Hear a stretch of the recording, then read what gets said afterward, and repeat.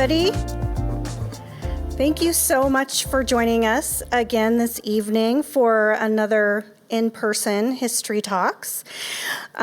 We also want to welcome those of you who are watching from the comfort of your home. I might be a little jealous of your jammies, but if you didn't sign in, I'd really appreciate it if you did. That's also how you can get our newsletter if you want to get that. My name is Erin Quinn Velcho, and I am the museum curator for the Lacey Museum. Our speaker tonight is Erich Ebel, and he will be giving us the lowdown on the Pig War. Before we dive into that, I would like to begin with a land acknowledgement and a little bit of museum news. The Lacey Museum, it worked before. Huh. Oh, great. Here, let me try it while you keep going. Thank you. The Lacey Museum is on the traditional territories of the Coast Salish people, specifically the Lachute Seed speakers, the Nisqually and Squaxin Island tribes. We acknowledge and remember not to forget those tribal people that are named but not recognized today and absorbed into other tribes for survival or were relocated. We recognize the ancestors and their relations that are still here. Lacey and the South Puget Sound region are encompassed by the Treaty of Medicine Creek, and which was signed under duress in 1854. We respect and affirm tribal sovereignty, and as a part of the city of Lacey, we work with the tribes in government-to-government partnership. You could also go to the computer and forward it, and I'll do the same for you. All right, on to some museum updates. So we would love to see you at the museum. We are open Thursdays and Fridays from 11 to 3 and Saturdays from 10 to 4. Right now we have a temporary exhibit up called 1968, the Year That Rocked Washington, and it is brought to us from Legacy, Washington. This exhibit looks back at 1968 and its impact on Washington State through the stories of some remarkable people who lived through it. It is on display at the Lacey Museum and Lacey City Hall due to some staffing issues, like everyone is having. We did extend it, and so it's still on display. And coming soon, hopefully, I didn't change the slide, hopefully in December, we will be hosting a Smithsonian poster exhibit called Journey Stories. It explores how movement has shaped our nation with a look at American expansion and migration, from the earliest settlers and Native American displacement to the effects of transportation on modern mobility. And we're going to be providing in our tours some great connection to local history and trends, so you'll definitely want to stop by and get a tour from one of our volunteer tour guides. Yay. Now I want to draw your attention to a new area on our website called Virtually Lacey. This is a growing repository for information on Lacey and South Sound history. It's still in its baby stages, and we would love your help to make it better. There's a form at the bottom of the Virtually Lacey page where you can give feedback, including ideas for article topics or just feedback in general. Coming up next month, we hope you'll join us for our December history talk on the Bush Homestead with Evergreen professor Dr. Ulrika Krawczyk. She and her students excavated locations at the site of the Bush Homestead, and she'll be sharing the results of those excavations as well as the way it has impacted the community. That program is expected to be in hybrid format just like tonight, but winter is coming. So in the event of adverse weather, we will make a decision the day before, the afternoon before, and it will be posted on our website and on social media if we decide to just go completely virtually. Now for tonight's presentation, we will hold our Q&A session at the end, just like we usually do, and we'll do our best to get questions both from our in-person audience and our online attendees. So for those online, if you have any questions that you think of during the presentation, just feel free to submit them in the Q&A button that's usually located at the bottom of your screen. It went pretty smoothly last time, so hopefully it will tonight too. Now I would like to introduce tonight's speaker, Erich Ebel. First, I have to say that Erich was the chair of the Lacey Historical Commission for how many years? 8. 8 years.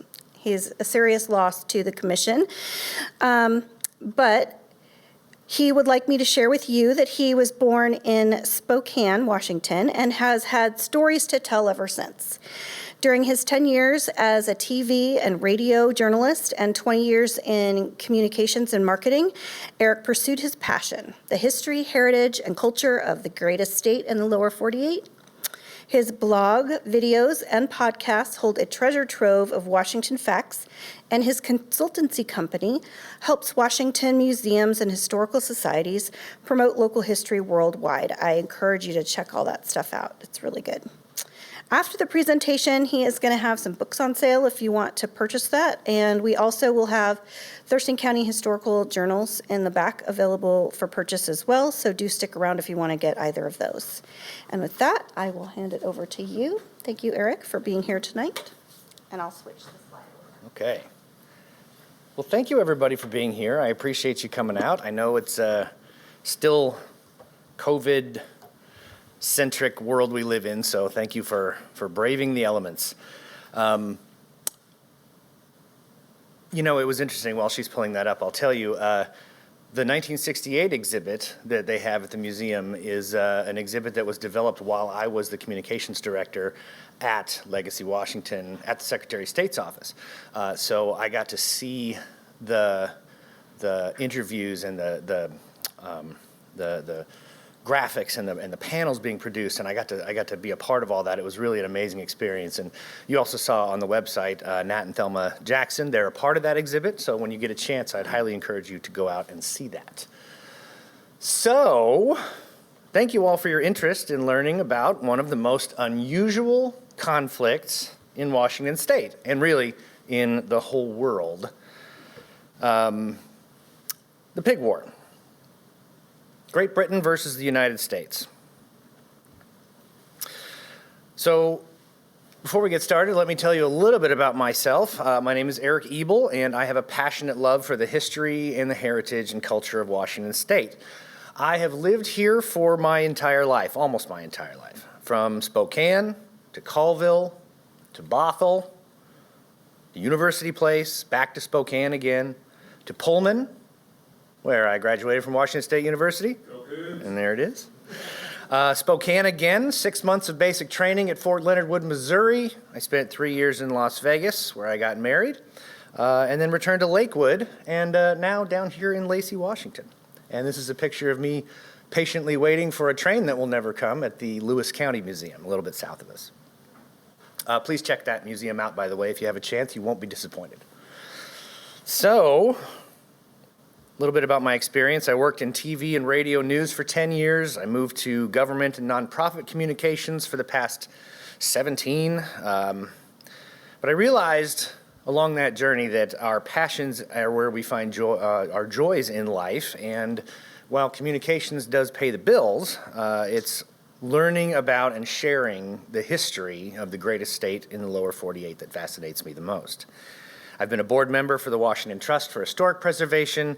I was the history insider for Scenic Washington Magazine, communications director for the Washington State Historical Society, former communications director for the Washington State Archives, State Library, Legacy Washington, like I said, former chair of the City of Lacey Historical Commission, and I was term limited out, by the way.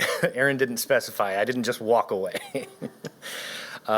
I helped lead an annual event called Thurston Throwback at the county fair that brings together all of our county's heritage organizations on the last day of the fair every year.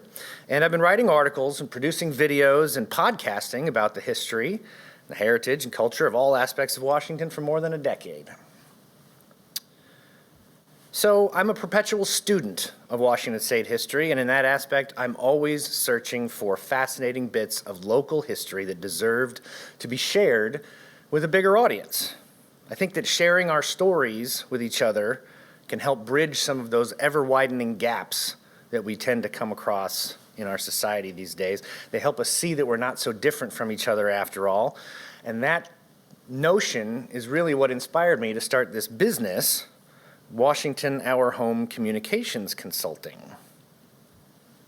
I work face-to-face with historical and heritage groups, cultural community organizations, and I help them determine their most immediate communications and marketing needs, their mid-range objectives and long-term goals to provide them with communications and marketing assistance to help them establish and fulfill their strategic vision. And Washington, Our Home, is dedicated to helping those institutions discover and share their stories by expanding and enriching the experiences of their audiences. This, what we're doing right now, is part of that mission. So enough of the shameless self-promotion. You can get more of that at the table after the presentation. We will move right along. Oh, I forgot. I have two things I have to click, so bear with me, please, if I miss one. So we're all familiar with the historic events that led to the American Revolution, when the American colonies seceded from rule by Great Britain. Somewhat less known are the reasons behind the Second War between England and the United States, the War of 1812. But it's unlikely that you can find very many people who can tell you about the Third War that nearly happened between these two superpowers.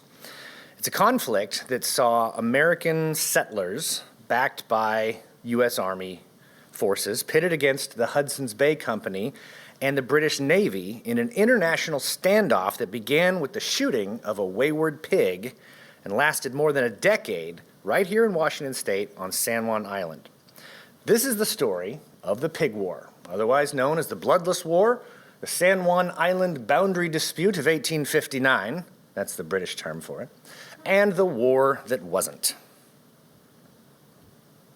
Now, before we go into the details of this unique event in world history, did I do that? Or did you do that? I must have done that.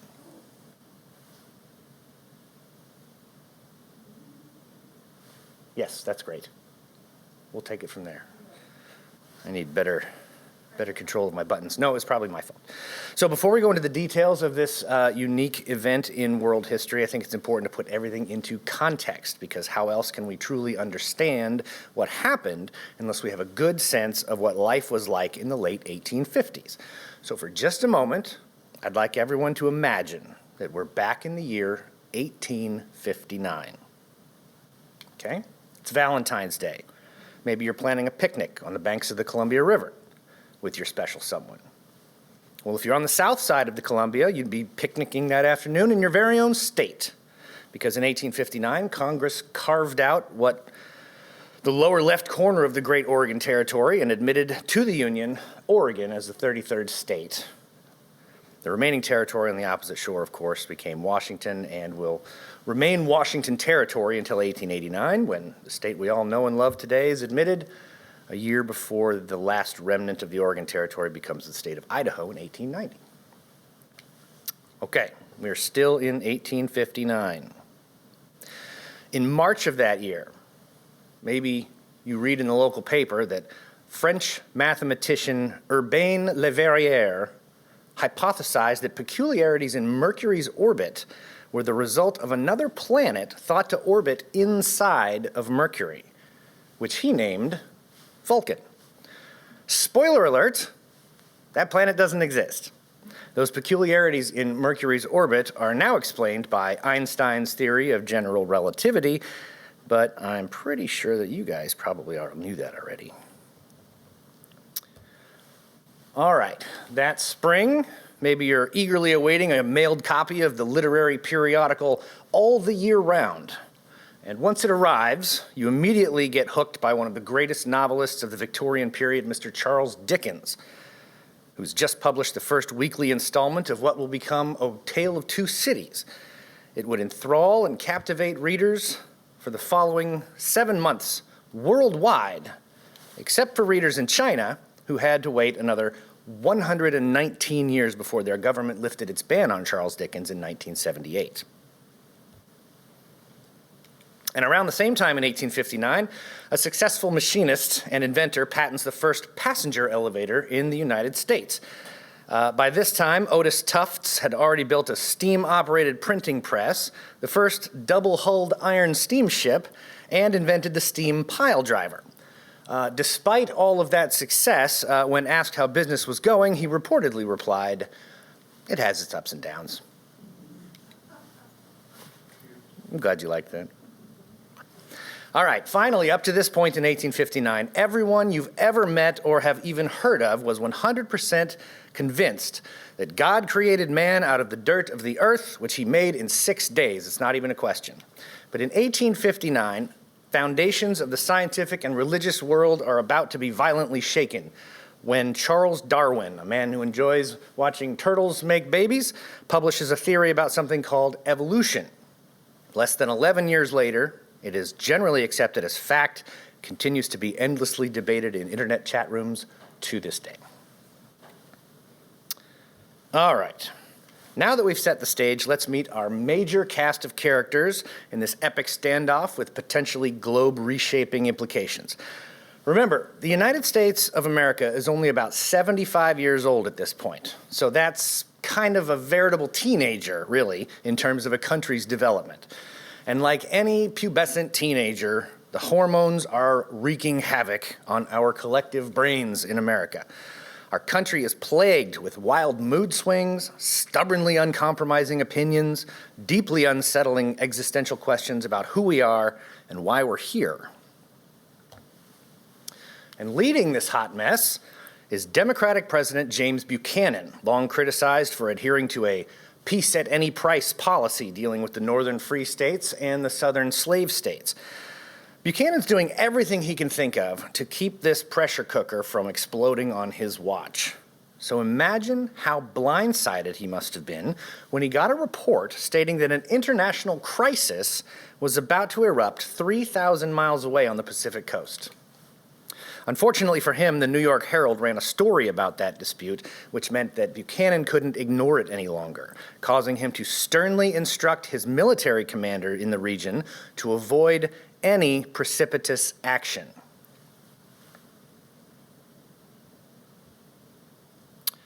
And, unfortunately for Buchanan, was the fact that General William S. Harney was that military commander. Now, here's a little bit about Harney's background.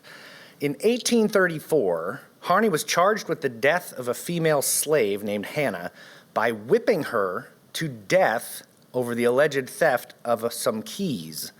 The story was reported in the Cincinnati Journal, which called Harney a monster and prompted a mob of citizens outraged by Hannah's death to search for Harney, except he fled to Virginia to avoid capture.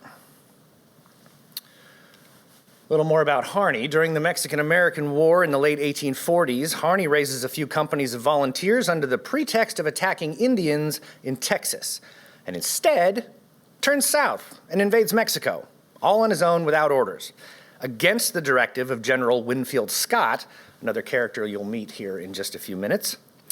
Cut off by Mexican defenses, Harney had to retreat, losing several men and boosting the morale of the Mexican army. Generals Zachary Taylor and John Wool cite Harney's extreme imbecility and manifest incapacity in their report. Now, during the battle for Mexico City, Harney is tasked with executing a number of American deserters.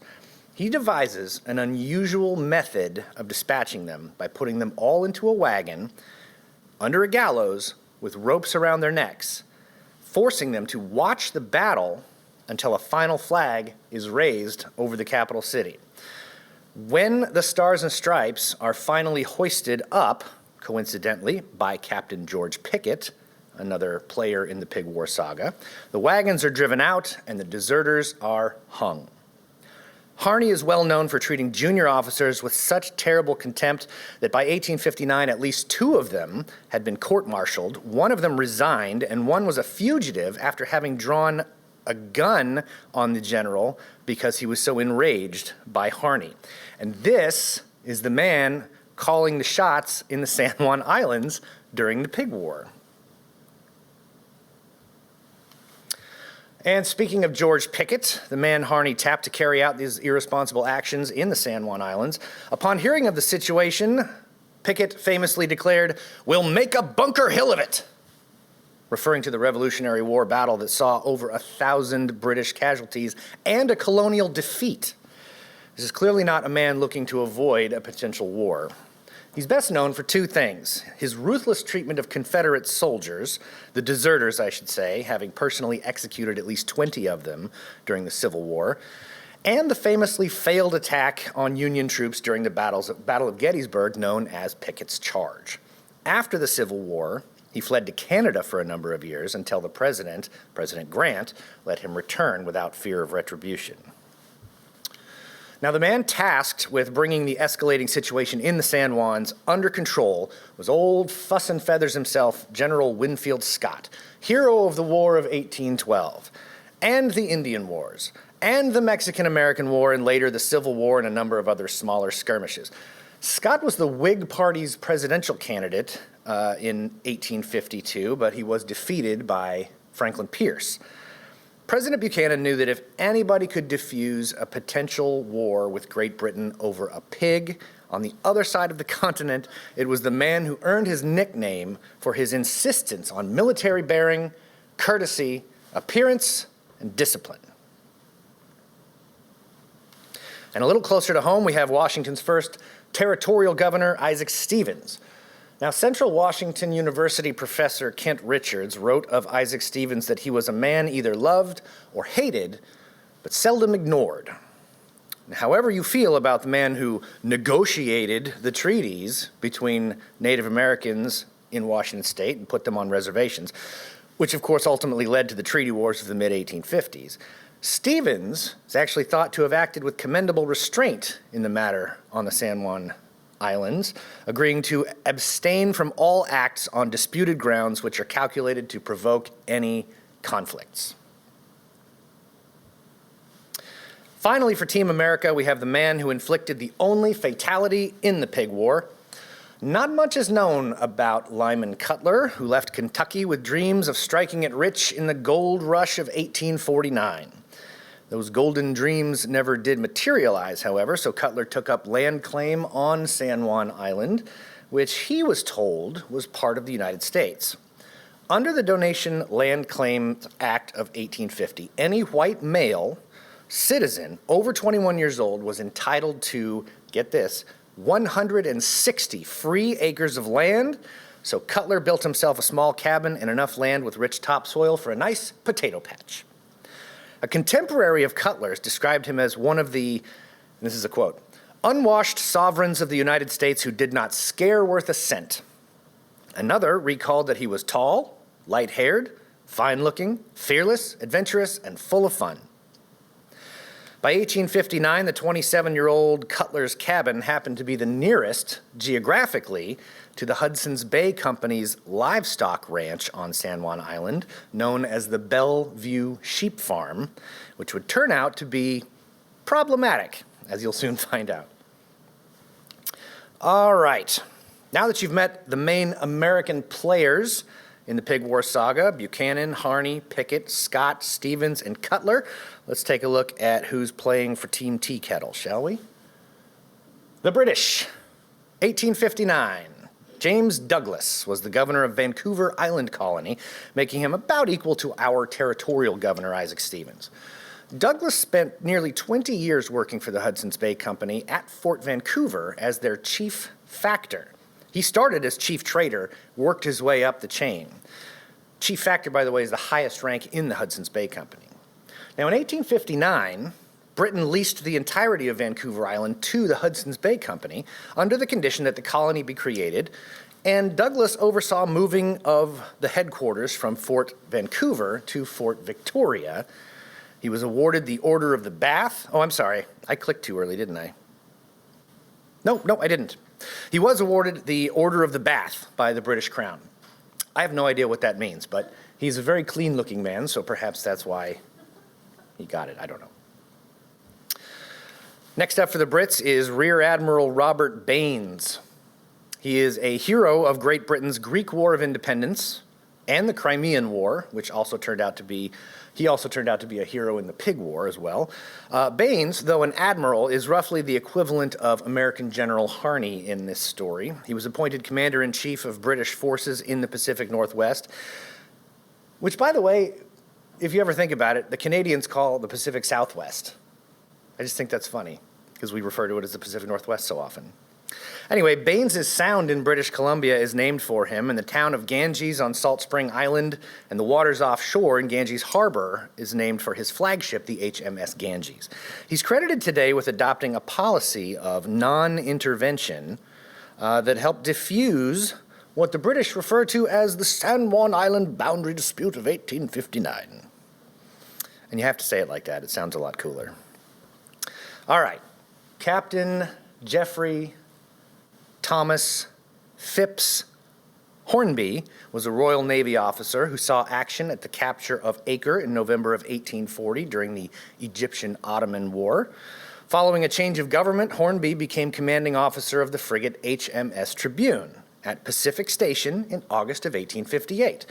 Now, he's about equal to Captain Pickett on the American side. Hornby, however, is largely credited with using peaceful diplomacy to facilitate the end of the rising tensions on San Juan Island, eventually overseeing the peaceful transfer of ownership to the United States. And last up for the crown is Charles John Griffin, a well-respected herdsman originally from Ireland. He's a no-nonsense kind of guy. Griffin's adept at managing the HBC's large estate, despite the constant harassment by United States customs officials trying to levy taxes for the livestock that are grazing on what they consider their land. The legacy left by Charles Griffin and his staff is still apparent. If you ever go to San Juan Island, many of that island's roads today actually trace the paths of the sheep runs that were carved across the island's geography. So that summarizes the main British participants in the Pig War story: Douglas, Baines, Hornby, and Griffin.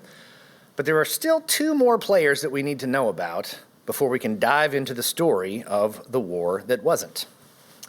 This is Kaiser Wilhelm I of Germany. Under his leadership and that of his minister Otto von Bismarck, Prussia achieved the establishment of a true German empire.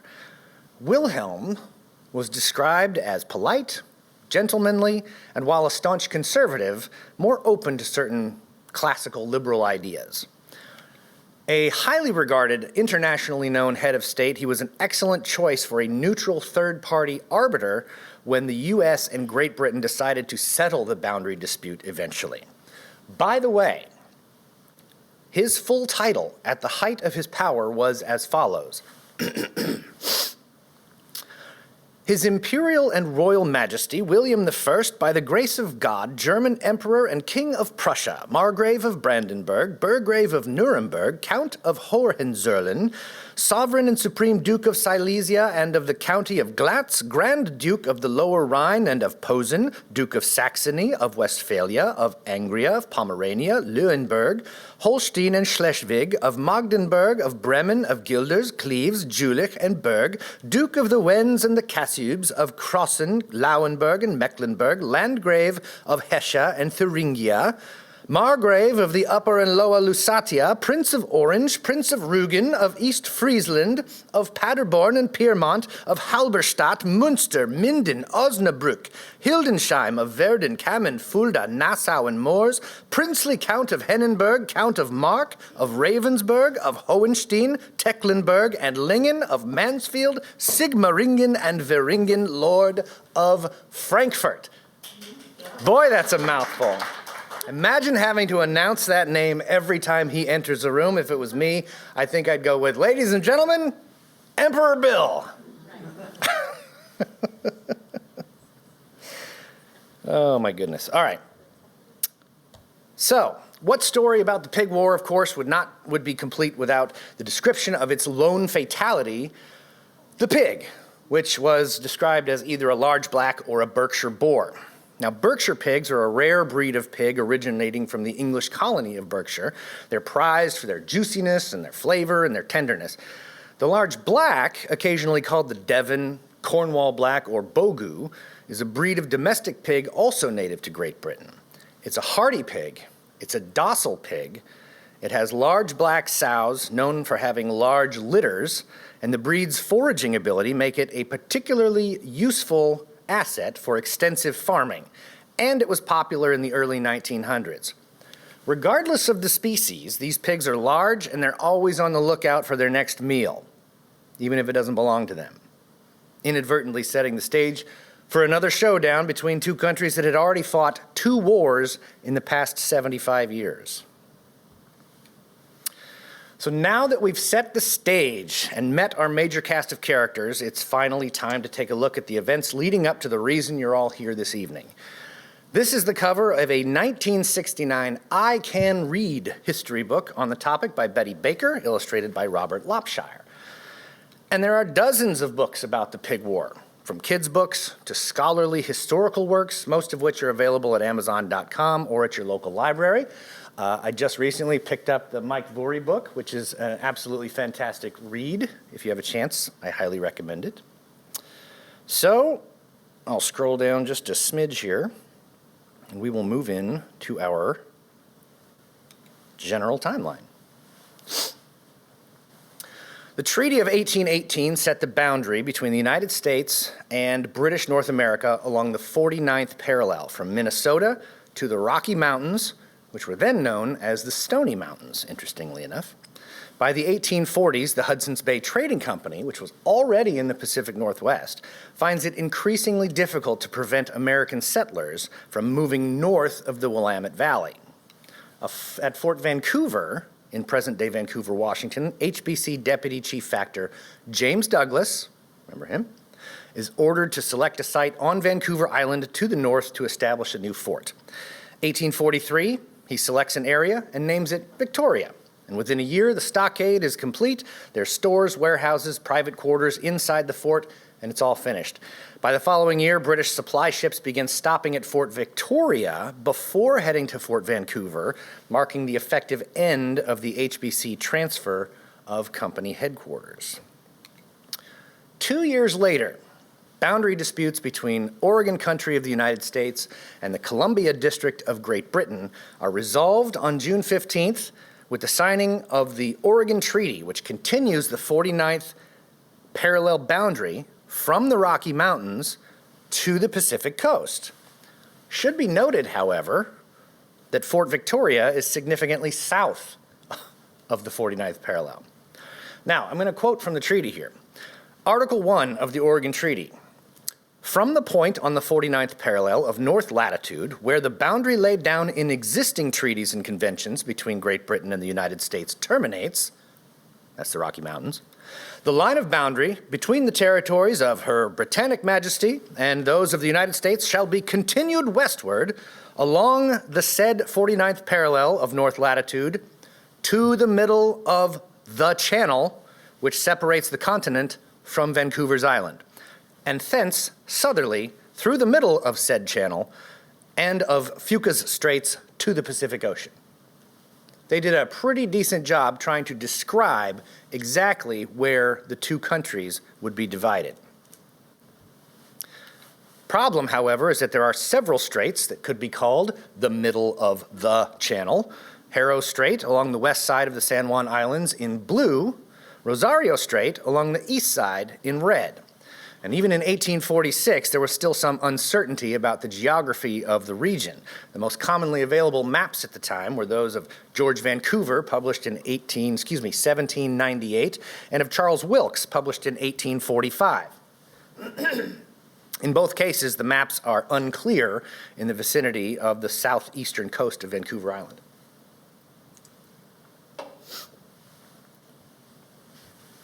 So, 10 years later, the U.S. and Britain set up a boundary commission to resolve a number of disputes and issues regarding the international boundary.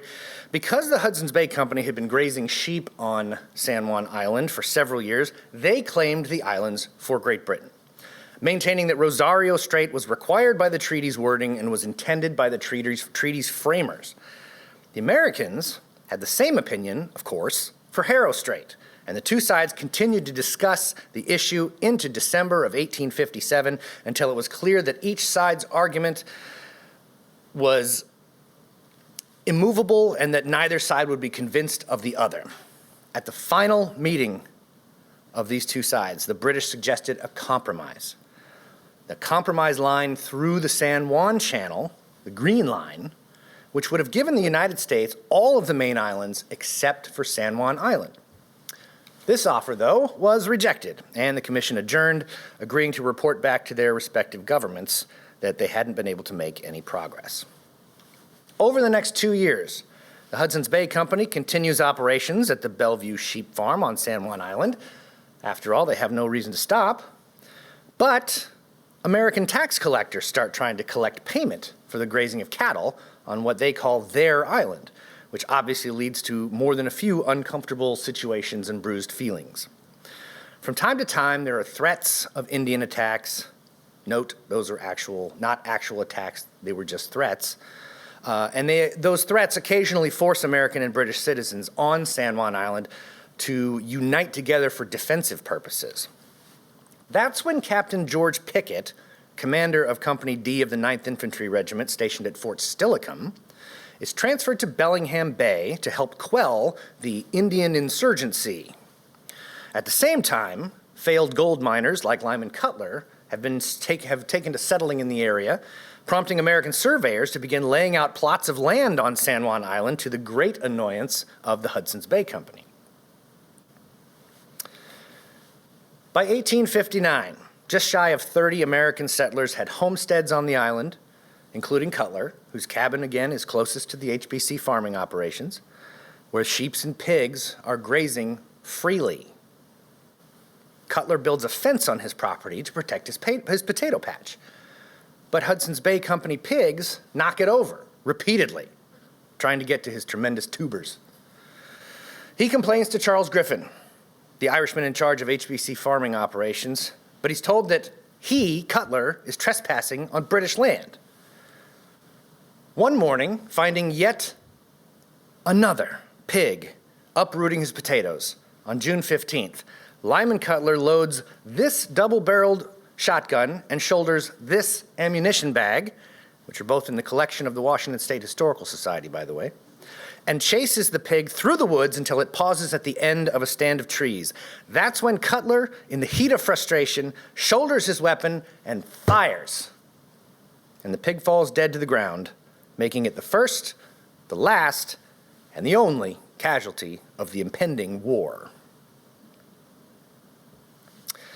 In an affidavit filled out afterward, Cutler expressed remorse for being so hot-headed and admitted that his emotions got the best of him that day. Now, depending on which story you believe, Cutler either marched straight to Griffin to tell him what he had done, or Cutler returned home to await a visit from Griffin and some HBC men. Either way, words were exchanged. A probably apocryphal story claims that Cutler said to Griffin, "It was eating my potatoes," to which Griffin replied, "It's up to you, sir, to keep your potatoes out of my pig." Now, Cutler offered to pay $10 for the pig, which was a fair price if they were on the East Coast. But Griffin responded that the prized boar was worth $100, and the two men exchanged a few more words before Griffin stormed off and headed straight to Governor James Douglas. Now remember, at this time, General Extreme Imbecility Harney was been transferred to the Pacific Northwest, what was then effectively the middle of nowhere, and his superiors quietly hoped he would simply fade into obscurity. But during one of his visits to his scattered commands, he also placed a call to Governor James Douglas, and he's told about the pig incident. Harney, who still has White House ambitions, makes a beeline for the Americans on San Juan Island and devises a way to justify sending troops to the island by having them sign a petition requesting military aid to help defend against alleged Indian attacks. Harney takes the petition that he wrote to Fort Bellingham and uses it to enlist the services of Captain Mass Casualties Pickett, who's given autonomy to act in any way that he sees fit on San Juan Island. And do you remember Pickett's response? "We'll make a Bunker Hill of it." Pickett immediately began transferring troops and supplies to the island after issuing a completely unauthorized proclamation that the entirety of the disputed area was now American territory. Governor Douglas obviously disagreed and sent 3 British warships, the Satellite, the Tribune, and the Plumper, to the island as well. Now, in the following days, the Americans began establishing a military camp on the island just west of the Hudson's Bay Company dock.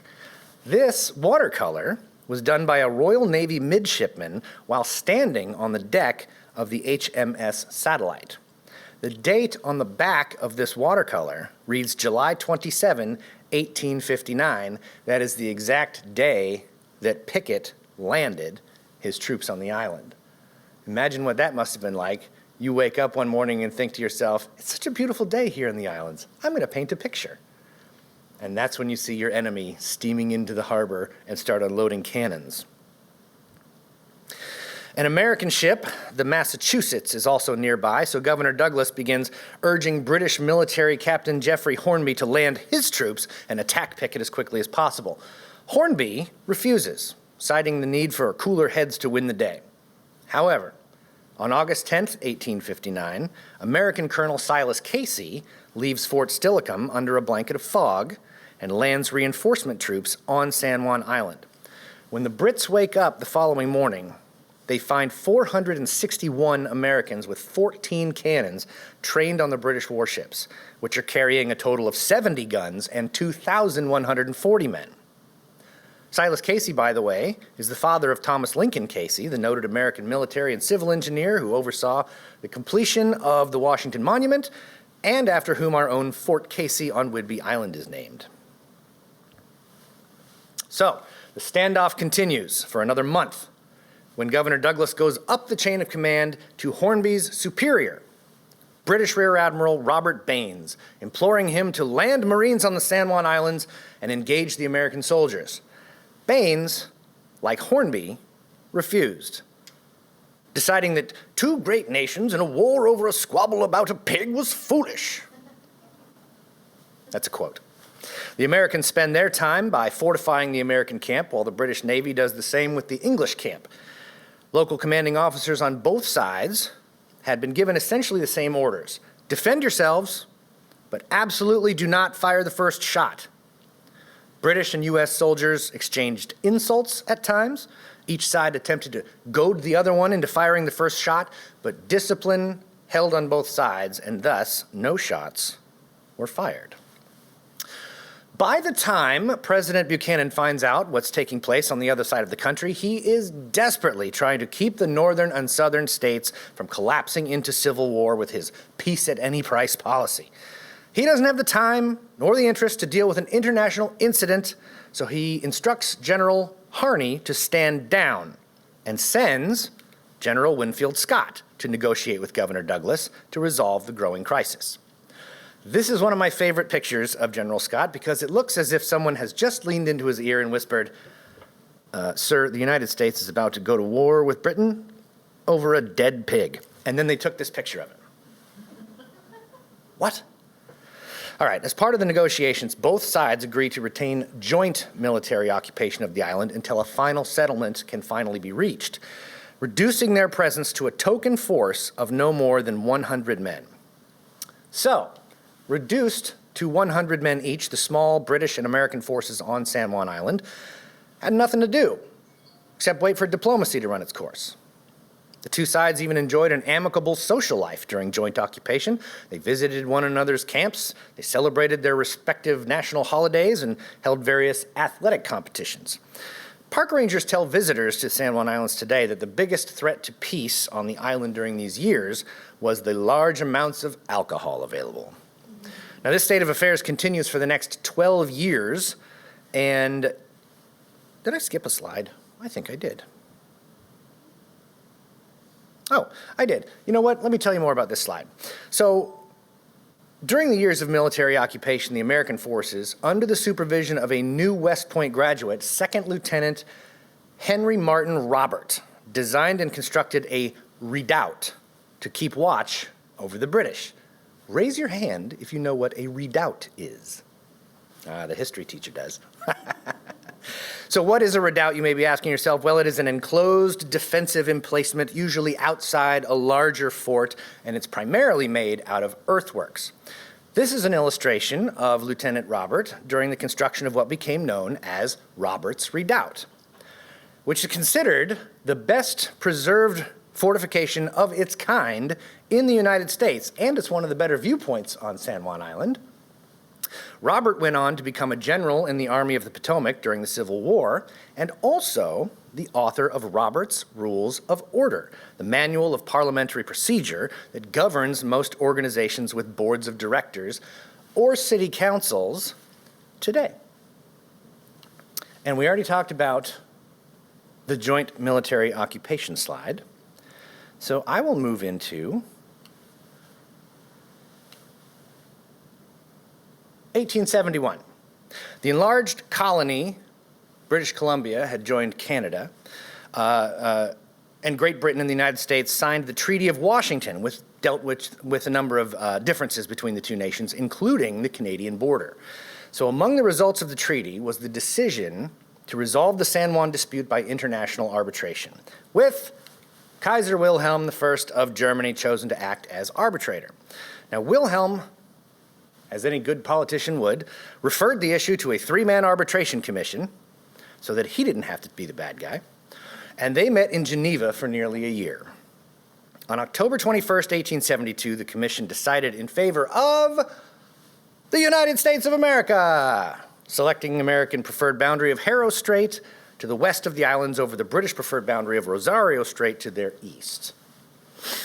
And on November 25th, 1872, the British withdrew from their camp. You can see them mustering in their final departure here.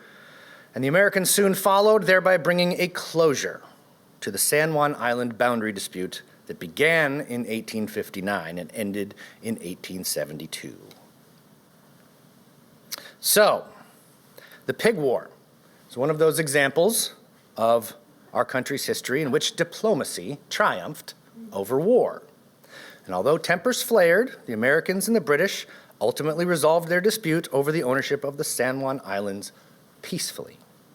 San Juan Island National Historical Park is the only one in the country that continues to celebrate that peaceful resolution of conflict by raising the Union Jack and lowering it daily over American soil, one of the few places without diplomatic status where that's still done.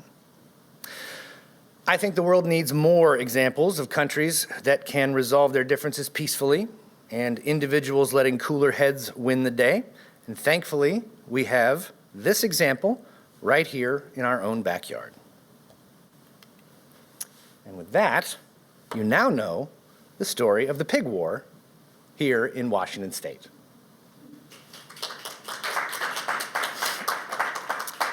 Are there any questions? Yes, sir. Hold on.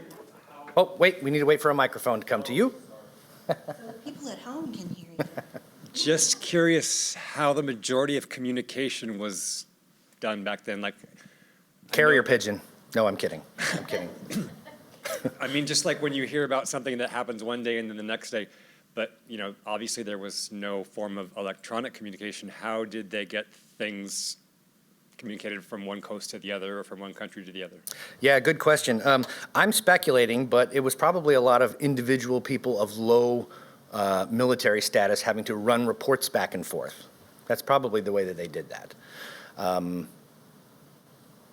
Yeah. Word of mouth, I would imagine, would be the best way to do that. So we have a question online. Excellent. This person would like to know why Charles Dickens was banned in China. To that, I would say you would have to ask the Chinese government. And it was more than Charles Dickens. It was much more than Charles Dickens. It was a banning, I believe, of all Western culture that was thought to influence the minds of the Chinese citizens throughout that period. Is that a sufficient answer? It's a good politically safe answer, right? Okay. Any other questions? Yeah, I have a question. Yes. So you mentioned that it was the German commission that made the decision in favor of the U.S., but did you find out why? What made them decide? No, but I have some thoughts on that. I would love to hear those. If you are the people who were handpicked by the emperor of your country, and he is beginning his rule over a brand new empire, you are most likely filled with pride and excitement about this burgeoning new dawn, this new era that you're now moving into.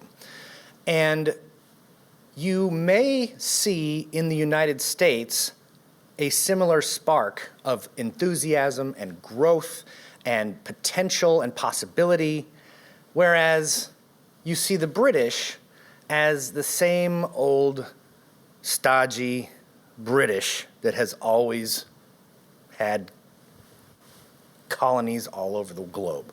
So if you give your decision to the Americans, politically, that could come back in your favor at some point, because this burgeoning superpower will at some point be in a position to potentially grant you some favors or look the other way when you're doing something you shouldn't be doing. So in my politically skeptical mind, that could have gone through the minds of those three individuals. Again, total speculation, but it's a thought. Any questions from the audience before I move on to other online questions? All right. Oh, we have one right here. One missed second it. while she brings you the microphone, please. I'll bring you the mic. I'm sorry. but I think you might have just answered my question. What I wanted to know, you said this is being Zoomed, this presentation? Yes. Yes. and I was wondering where you could find it. Excellent question. But I can believe- see it right here. Well, I'll tell you what, you can find my website here, but this particular presentation you can find at the City of Lacey's website and their YouTube channel within a couple of days, I would imagine. We're a little behind, Okay. but hopefully soon. Yeah, so we had that question online as well. You can go to our website at laceymuseum.org, or you can go to youtube.com and go to the City of Lacey channel, and you'll find a playlist of all of our history talks. Do you know what channel that is? It's called City of Lacey. City of Lacey. Yep. Go to Thank YouTube, you. type in City of Lacey. Yep. Other questions from the audience? Anyone? Aaron, do we have any more Do. online? Yeah, somebody asks, are there any descendants of Mr. Cutler still within Washington State? In my research, I have not found any descendants of Cutler. Cutler actually went on to have a pretty successful career as a lime miner.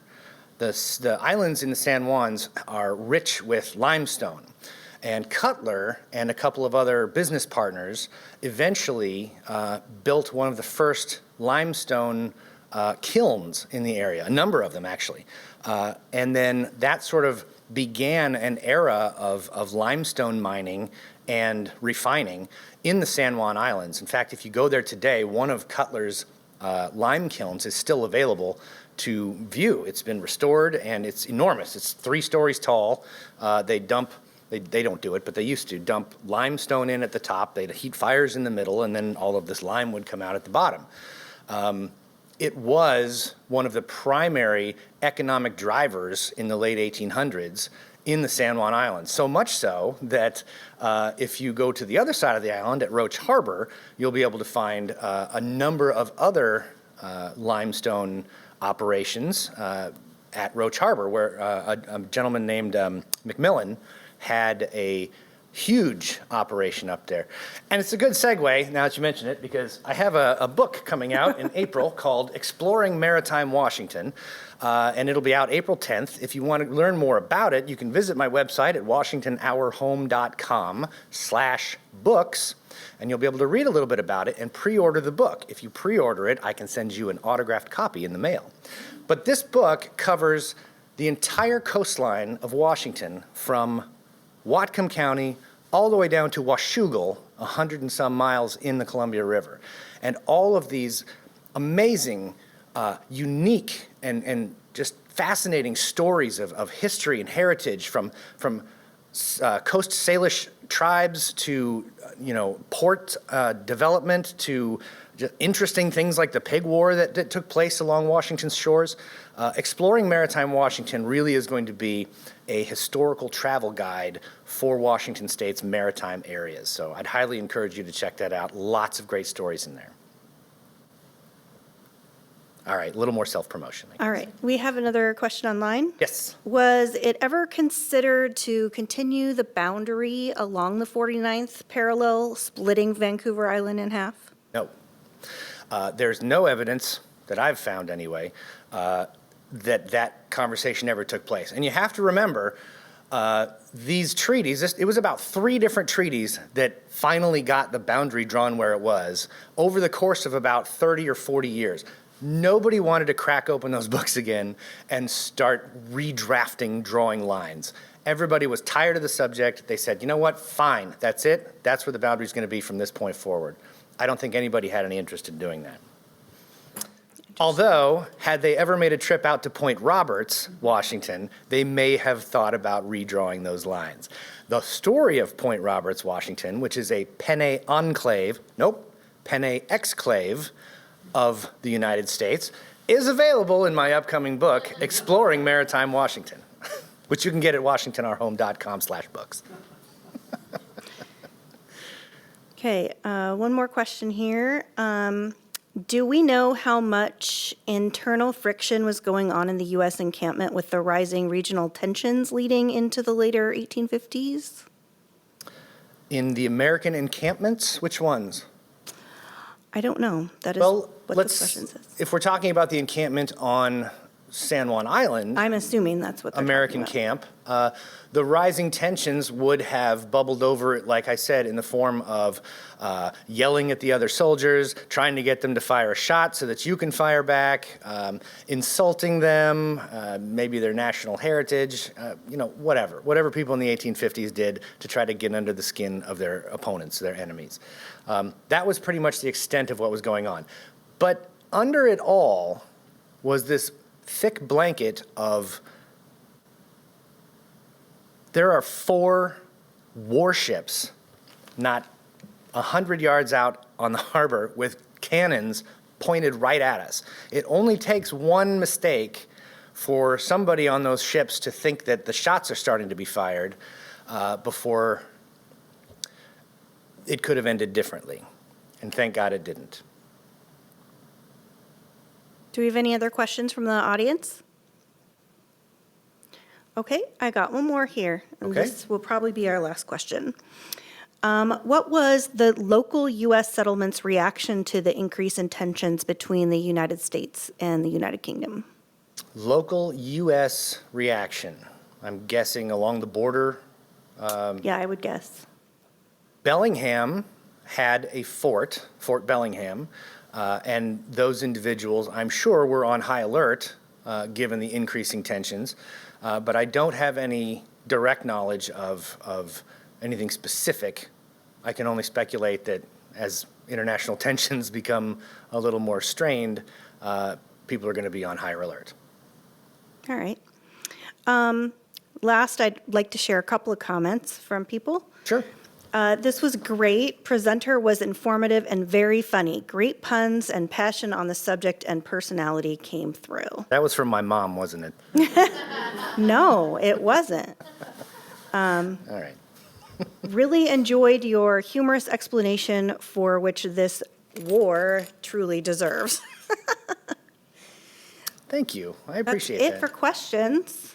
Okay. Well, thank you all for coming. Like Aaron said, I've got a few books over here that you can check out when you're finished. But other than that, I sincerely appreciate you joining us this evening. And thank you very much. And have a good night.